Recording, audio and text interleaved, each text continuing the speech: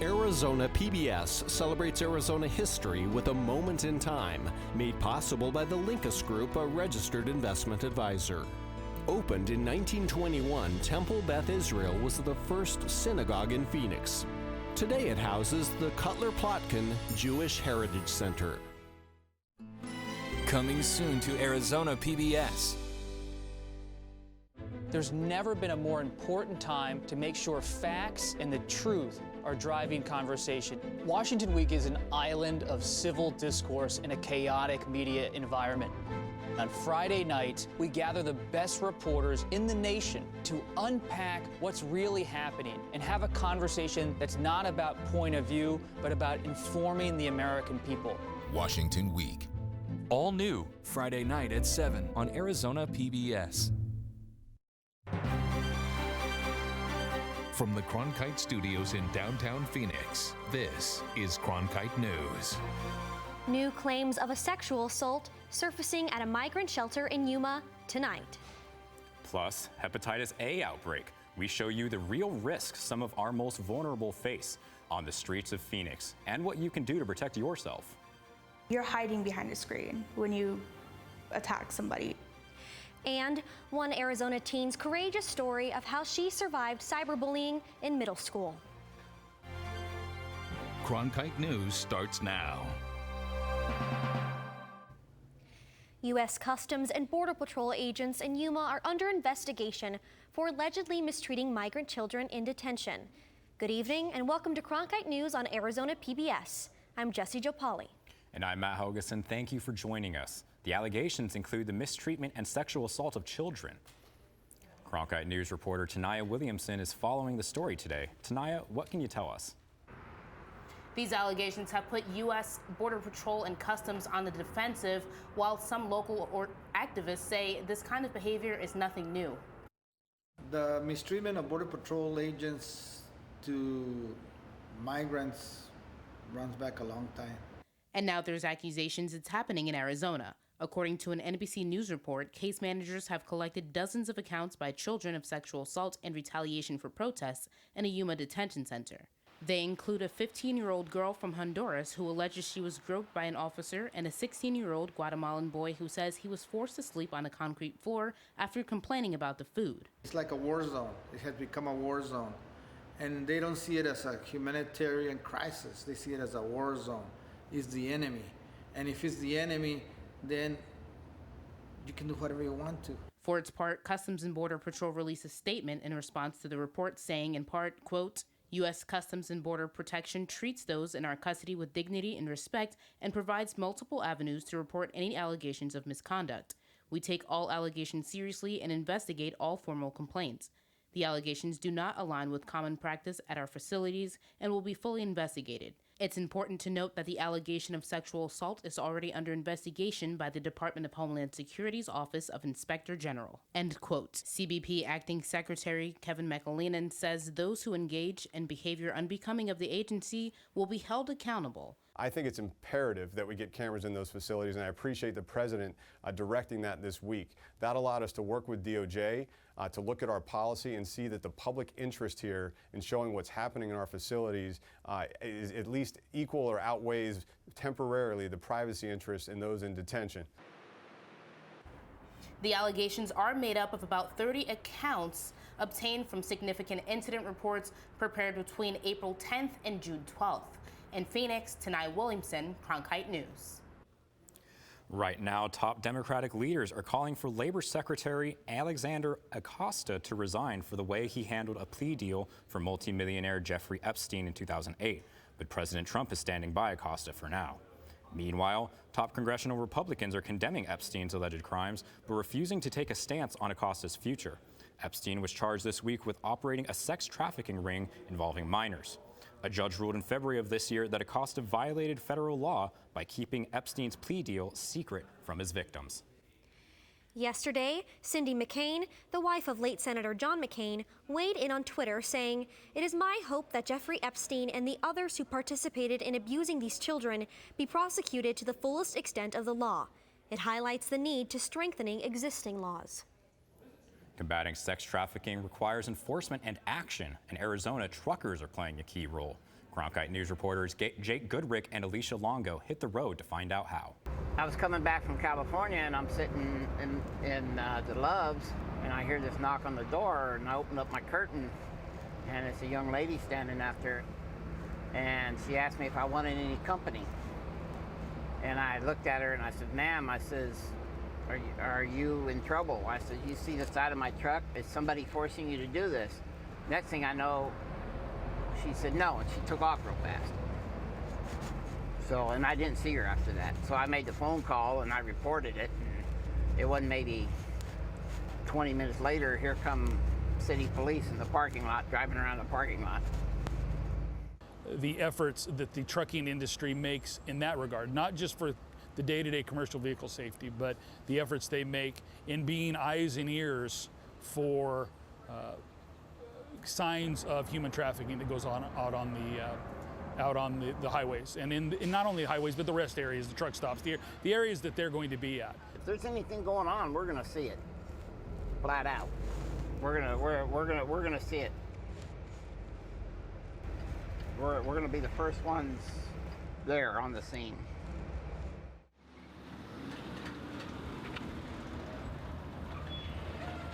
We know that human trafficking is something that is transient.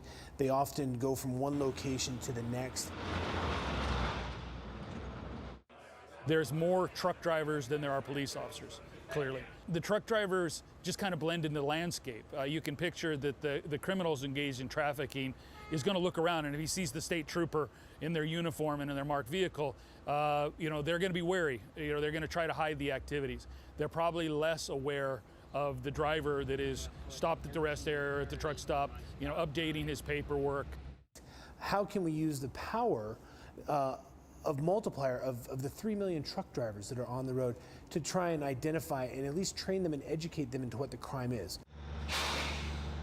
What we decided to do was build a themed semi-truck, and then we would auction the truck off and donate all the proceeds to Truckers Against Trafficking.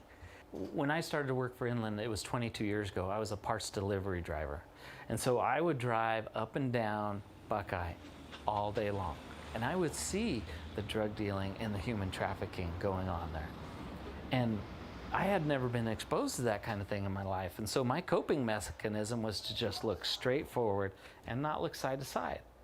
And that's what Truckers Against Trafficking did for me, is they kind of woke me up and they made me look side to side and realize, hey, there are problems going on here. And there's something you can do about it.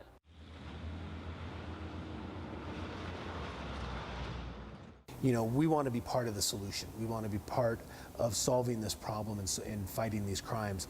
And when you empower somebody to do that, it's an incredibly life-changing moment. I mean, I love what I'm doing. I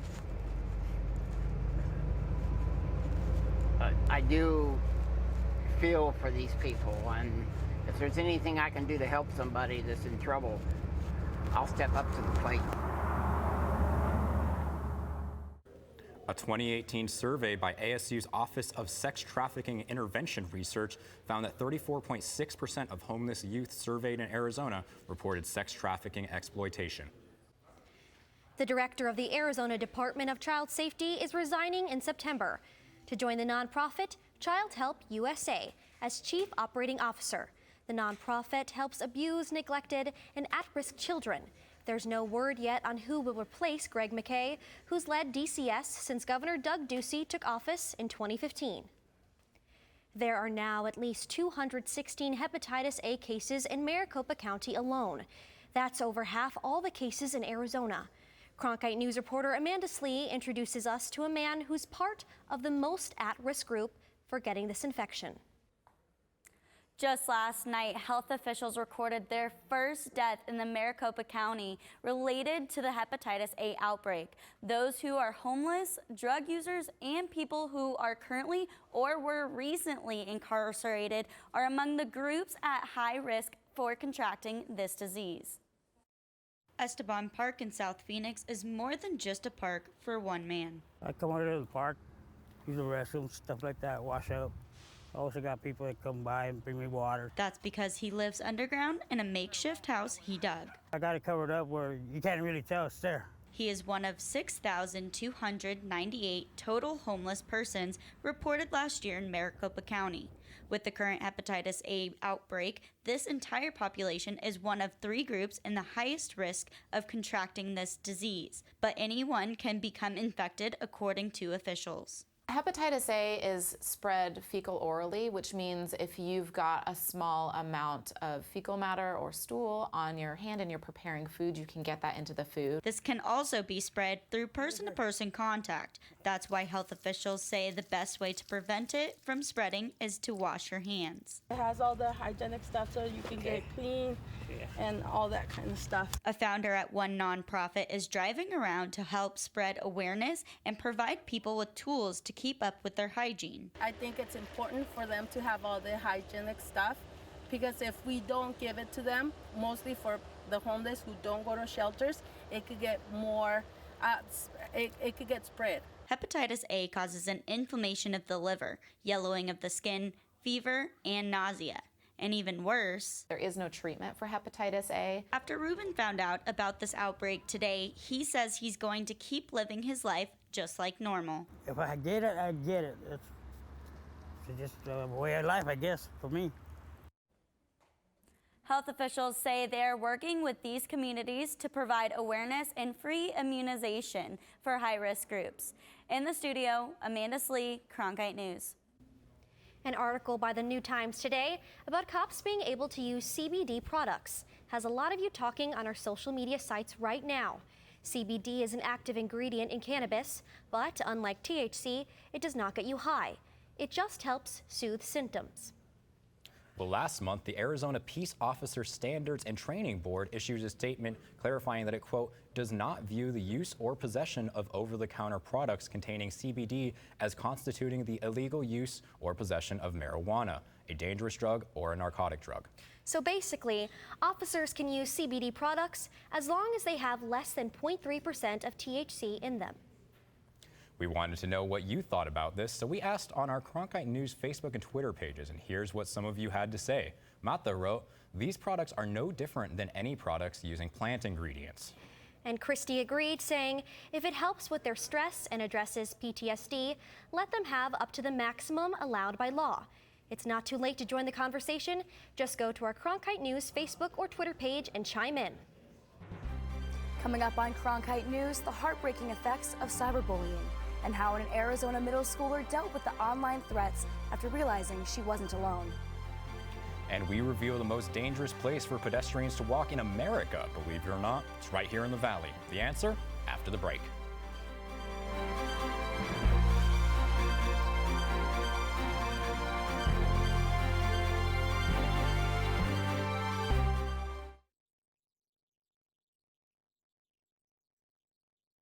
Night is dark and day is light.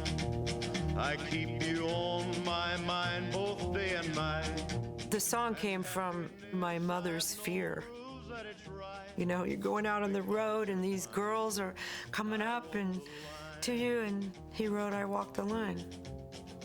I'm gonna stay true to you. I keep a close watch on this heart of mine. Cyberbullying can affect a teen's self-esteem and mental health. But one former victim of bullying on social media fought back. Cronkite News reporter Bane Froney is live in the broadcast center to explain how new programs and technology may provide parents and their children with tools to triumph. A former middle schooler said relentless bullying went on for years. She said that other teens share her struggle. Bullying for me started when I was in kindergarten and it went up till I was in 8th grade. Grace Martinez, now headed into her senior year of high school, had a hard time in middle school. Her classmates bullied her on social media. You're hiding behind a screen when you attack somebody, so you don't get punishment for it. Her family was in the dark. We just never saw the signs of the bullying because my daughter, she has a very bubbly personality. She's like very happy-go-lucky. You know, I did my usual ritual at home. You know, I ate dinner, I did the dishes, I was somebody else in front of my parents and my family, and I was somebody else in front of my friends. But behind her bedroom door, Martinez changed. I got to the point where I didn't want to feel the pain they were giving me, so I wanted to feel something physical, so that's when I started cutting myself. Classmates created a hate page about her on the social media app Vine, making fun of her looks. Instead of it being in person, it was all online, so everybody could read it. According to the Pew Research Center, 59% of U.S. teens have experienced cyberbullying, and 42% of those teens have been called offensive names. But help may be on the way. Arizona State University researchers are creating an app that detects bullying on Instagram, similar to one they developed for Facebook. It's basically a machine learning-based model that means learns from data to be able to predict in the future instances of cyberbullying. The app for parents would alert them to recurring insults and offer ways to help. Or feature that is able to produce a personalized list of resources, since the app understands why cyberbullying happened for that specific teenager. The Martinez family also has recommendations for parents and young people. Making sure you have those conversations so you know more or less what's going on when they leave your house. Grace Martinez is now a student ambassador for the Speak Up, Stand Up, Save a Life, an annual conference that spreads awareness about bullying and how to stop it. It's really great to see them come out, how to prevent bullying and suicide and all those kinds of things. If Grace had the chance to meet her bullies face to face, she would tell them, I hope you are in a better place, and I hope that you're going to be a better person and that your words aren't going to matter. If you or someone you know is being cyberbullied, tell a parent or trusted adult, and don't be afraid to ask for help. In the Broadcast Center, Bain Froney, Cronkite News. A new report by Smart Growth America ranks Arizona's 7th Congressional District the most dangerous place to walk in all of America. From 2008 to 2017, 344 pedestrians were killed in the 7th District alone. Statistics released by the state also showed 1,764 car crashes involved pedestrians last year. A bill titled Complete Streets Acts of 2019 was introduced today in the House and Senate. If passed, it would require the state to fund safe street projects like bike lanes and crosswalks. Good news for those who prefer to use the light rail. The U.S. Department of Transportation just announced a $100 million grant to extend the line throughout South Phoenix. But that money could go away if voters pull the plug on the next project next month. While light rail supporters, including Mayor Kate Gallego, say the extension will spur economic growth for the city, opponents call it a waste of money and say it will negatively impact neighborhoods. Construction on the light rail is expected to begin in spring 2020. Up next on Cronkite News, the Arizona heat can be brutal, even deadly. Especially for workers who spend most of the day in the sun. After the break, we'll tell you about a new push in D.C. to protect those exposed to the heat the most. I'm Judy Woodruff, anchor and managing editor of the PBS NewsHour. The journalists of tomorrow face a fast-changing media landscape, but quality news remains vitally important to our communities, our country, and our world. At ASU's Walter Cronkite School of Journalism and Mass Communication, students learn solid, reliable reporting, holding the powerful accountable, and rebuilding the public's trust. The Cronkite School and Arizona PBS, preparing the next generation for a stronger future of journalism. As journalists at Cronkite News, we report on stories that matter to you by focusing on the local impact. We dig deeper and work tirelessly to keep you informed. Live in Wickerburg. Live in Los Angeles. In Cleveland. In Washington. In Louisville. From Jerusalem. Live in Philadelphia. From around the world to right here in Phoenix. At Cronkite News, we report the facts and stick to the truth.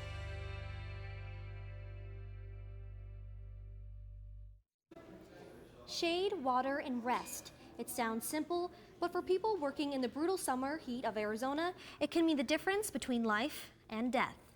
Lawmakers on Capitol Hill today unveiled a bill to mandate those protections, as Julian Barras reports from our Washington bureau.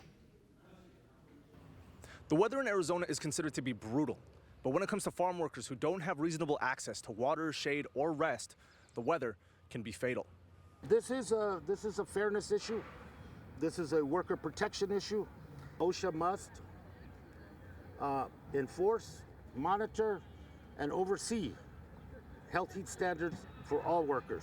Arizona Congressman Raul Grijalva was talking about the Asuncion Valdivia Heat Illness and Fatality Prevention Act. While it's named for a farm worker who died from heat stroke, it would apply to workers anywhere who face exposure to dangerous heat. This is about safety, this is about fairness, and this is about health. Rosa Carballo described her experience of working in the fields in blistering heat without access to shade and water, while wearing layers of clothing to protect yourself from the sun. I remember during lunch breaks, there was no adequate shade that was provided to us, and I had to either sit on my cooler underneath a tree or sit in my car with the door open because there was no designated shade at all, and I had to find the shade all on my own. The bill would force the Occupational Safety and Health Administration to set heat safety standards for workers whose job sites are not air conditioned, whether it's in the fields, on a construction site, or in a warehouse. Some are going to say this is an undue burden on the employer. No, it's not. Employers should be responsible for the people that work for them, for their health and safety. It's not too much to ask that they be protected. An Arizona Chamber of Commerce spokesman said businesses welcome protection for workers, but he questioned whether they should come from Congress. The Arizona Chamber of Commerce and Industry would welcome the opportunity to learn more about this bill. But typically, worksite regulatory issues and oversight issues are best handled at a state level. Carballo said that wherever it comes from, the protection is needed for workers who face potentially deadly working conditions. I think that everyone should be on board with expanding these rights to farm workers, and that farm workers shouldn't be overlooked because their hard work does go a long way, and they should be adequately provided some protection for what they do.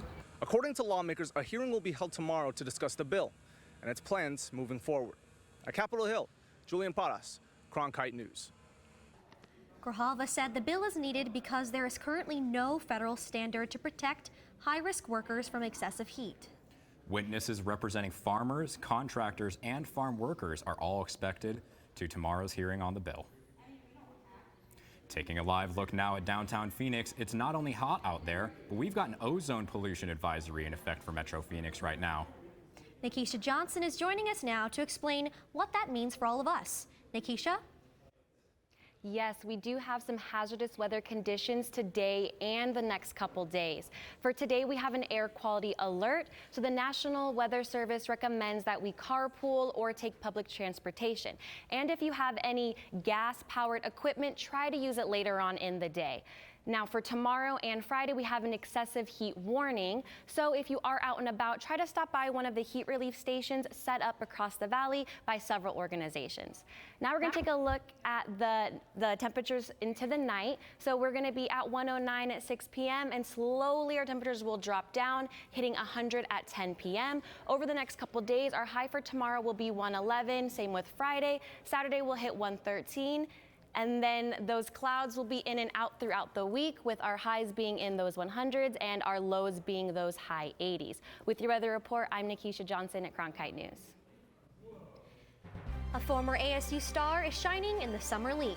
Coming up, find out what the Sun Devil thinks about playing on the big stage and how he can make his mark. Stay in the know on the go. At Cronkite News, we work hard to report the facts and keep you updated, whether we're on set or on the scene.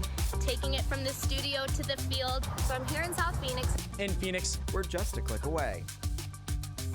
Follow us on Facebook and Twitter, or find us online at cronkitenews.azpbs.org. NBA Summer League has no shortage of rookie talent, but one former Sun Devil is about to make a name for himself.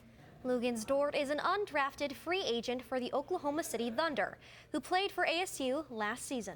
Reporter Kyla Wilcher checked out this rookie's start in the Summer League. That's right, Dort won Pac-12 Freshman of the Year in 2019 and was even projected to be drafted as high as first round. But when that didn't pan out, he was picked up by the Thunder as an undrafted free agent. Now he's trying to prove that OKC made the right choice.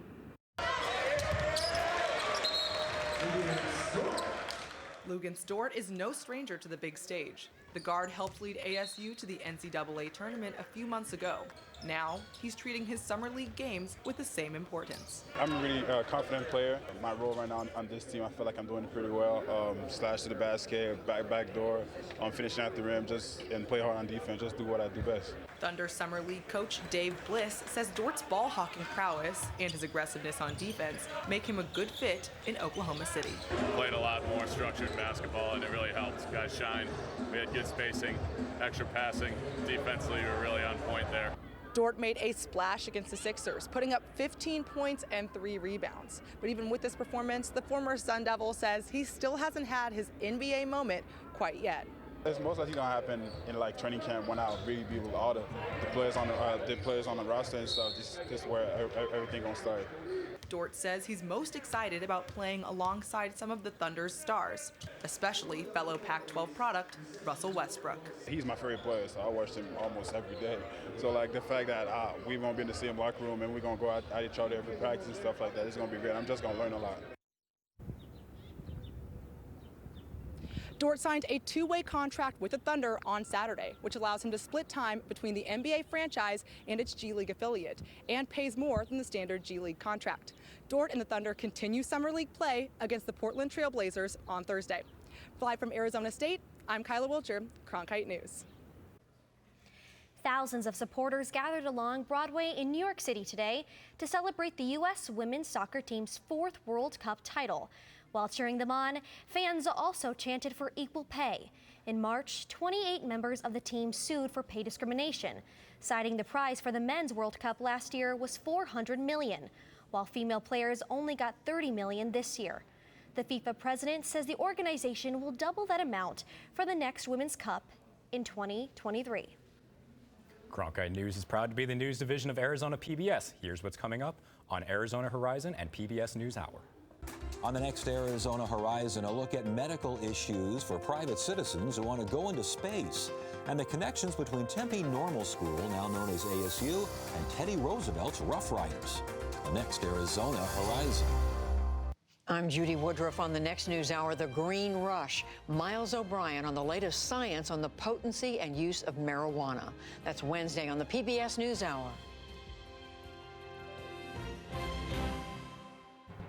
That's it for Cronkite News tonight. Thanks for joining us. For top Arizona stories anytime, go to cronkitenews.azpbs.org.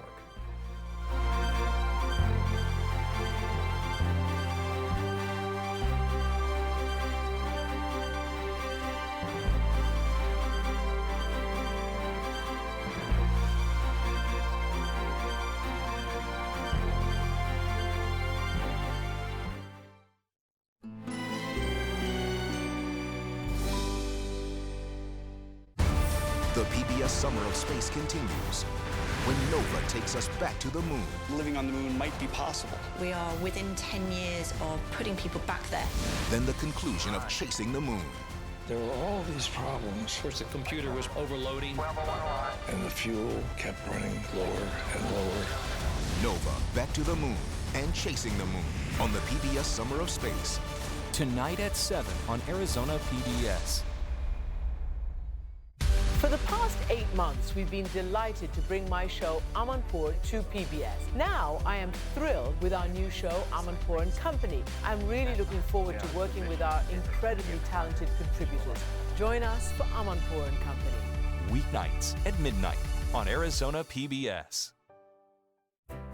Explore new ideas and new worlds here on Arizona PBS, a community service of Arizona State University. See this playset? There used to be a pickup truck sitting there, a truck I didn't use and didn't want. So I donated it to public television, and they took care of everything. In addition to supporting my favorite programs, I earned a tax deduction. Turn something you don't need into something you really want. Contact the Vehicle Donation Program. Coming up next on Arizona PBS, Life and World. Millions of people die every year from drinking dirty water. I would never have felt I had the ability to do something without ASU pushing me. We built filtration systems out of local materials with the people. to see those kids drink clean water for the first time. It's the most rewarding feeling that you can ever have. I went to ASU because I wanted to change the world. The thing I never would have expected is how the world would have changed me. Arizona PBS celebrates Arizona history with a moment in time, made possible by Rock Springs Cafe. Located in Grand Canyon Village, the Hopi House opened in 1905. Designed by architect Mary Jane Coulter, the house is now a museum for American Indian arts and crafts. Coming soon to Arizona PBS. Washington Week is an island of civil discourse in a chaotic media environment. On Friday night, we gather the best reporters in the nation and have a conversation that's about informing the American people. Washington Week. All new Friday night at 7 on Arizona PBS. Support for Arizona PBS comes from viewers like you and from Reading Arizona has ebooks and audiobooks about Arizona, available for all ages. Explore the people, places, and history of Arizona with Reading Arizona at readingarizona.org. Brought to you by the State of Arizona Research Library.